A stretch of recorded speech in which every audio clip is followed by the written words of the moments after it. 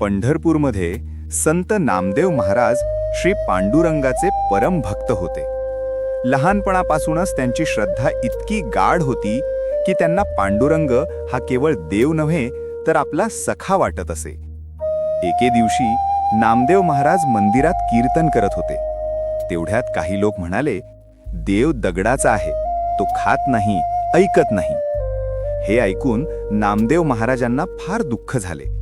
ते पांडुरंगासमोर उभे राहून म्हणाले, प्रभू, हे लोक तुझ्यावर विश्वास ठेवत नाहीत. जर तू खरा देव असशील तर माझी विनंती ऐक. नामदेव महाराजांनी पांडुरंगासमोर नैवेद्य ठेवला आणि बालसुलभ भावनेने म्हणाले, माझ्या विठ्ठला, तू खात का नाहीस? तेव्हा चमत्कार घडला. पांडुरंगाने स्वतः नैवेद्य स्वीकारला. सगळे लोक स्तब्ध झाले. त्यांना समजले की देव भक्ताच्या भावनेवर प्रसन्न होतो, आडंबरावर नाही. गोष्टीचा बोध: देव दगडात नाही, तो भक्ताच्या निस्वार्थ भावनेत असतो.